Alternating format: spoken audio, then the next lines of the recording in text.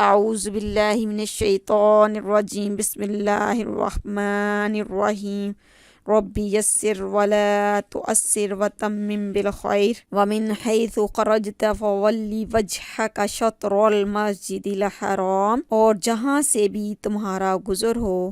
یہاں جو ہے پیارے نبی صلی اللہ علیہ وآلہ وسلم کو مخاطب کیا جا رہا ہے کہ وہ اپنا رخ مسجد حرام ہی کی طرف پھیرا کریں۔ وَحَيْثُ مَا كُنْتُمْ، اور جہاں کہیں بھی تم ہو۔ اب یہ عام لوگوں کو مخاطب کر کے اللہ تعالیٰ کہہ رہے ہیں فَوَلُّوا وَجُوهَكُمْ شَطْرَهُ، یعنی کہ یہ صحابہ کرام کے بارے میں آیت ہے کہ جہاں بھی تم ہو اسی طرف منہ کر کے نماز پڑھو، لِأَلَّا، تاکہ نہ ہو، یکونا للناس، لوگوں کو، علیکم حجہ، تم پر کوئی حجت۔ اب با محاورہ سنیں، اور جہاں سے بھی تمہارا گزر ہو اپنا رخ مسجد حرام کی طرف پھیرا کرو، اور جہاں بھی تم ہو اسی کی طرف منہ کر کے نماز پڑھو، تاکہ لوگوں کو تمہارے خلاف کوئی حجت نہ ملے۔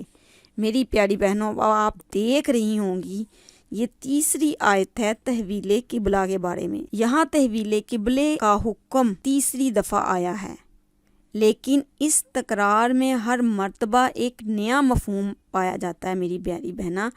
پہلی مرتبہ کہا گیا کہ حضور صلی اللہ علیہ وآلہ وسلم چونکہ تحویل قبلہ کی خواہش رکھتے تھے، آپ بار بار آسمان کی طرف نگاہ اٹھا کر دیکھتے، اس لیے اللہ تعالیٰ نے تحویل قبلہ منظور فرمایا۔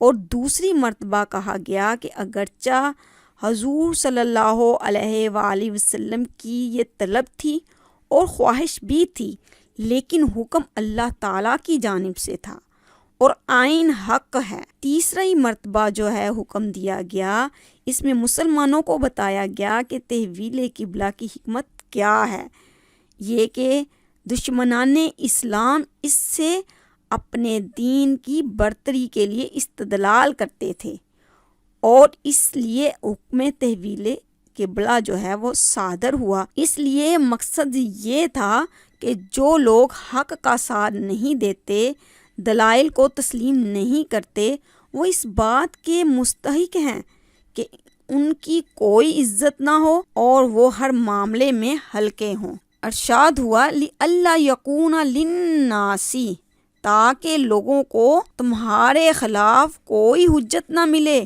ظالم اپنی بات کرتے ہی رہیں گے، وہ کسی حجت اور کسی دلیل کے آگے نہیں جھکتے۔ ہدایت ہوتی ہے کہ ایسے لوگوں کو نظر انداز کر دیا جائے، ایسے لوگوں کو کسی طرح بھی مطمئن نہیں کیا جا سکتا، وہ اپنی حجت بازی جاری رکھیں گے۔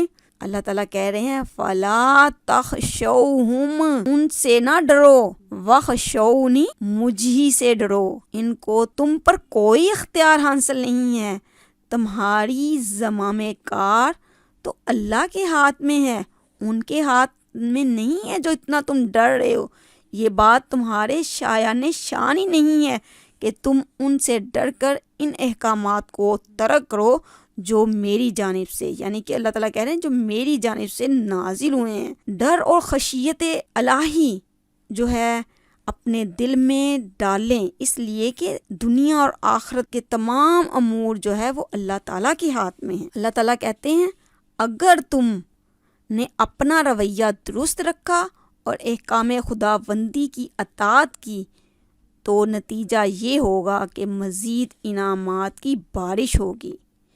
اسی لیے اللہ تعالیٰ آگے فرما رہے ہیں والی اتمہ، البتہ میں ضرور پوری کروں گا، نعمتی، اپنی نعمت کو، علیکم، تم پر، وَلَعَلَّكُمْ تَهْتَدُونَ، شاید کہ تم ہدایت پا جاؤ۔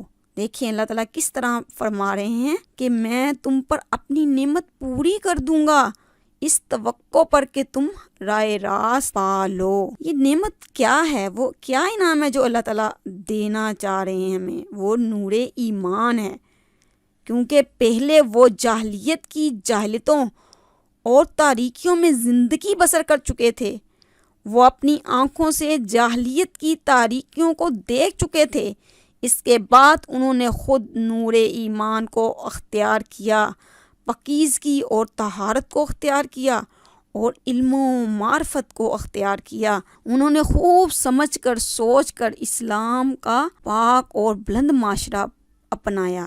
وہ اپنے شعور میں، اپنی پوری زندگی میں اور اقوام کی برادری میں اپنے مقام کو دیکھ کر محسوس کرتے تھے، جس کے نظریات اور عقائد شیشے کی طرح صاف تھے، جس کی اقتدار متوازن تھی۔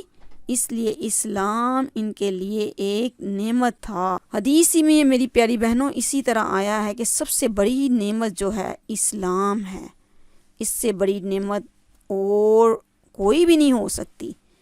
تو ہم اس نعمت کو دونوں ہاتھوں سے قبول کریں اور اس پر عمل کریں۔ ہر بات کو دیکھیں کہ میرا رب یہاں اور یہاں کیا فرما رہے ہیں، اس بات میں کیا حکم دے رہے ہیں۔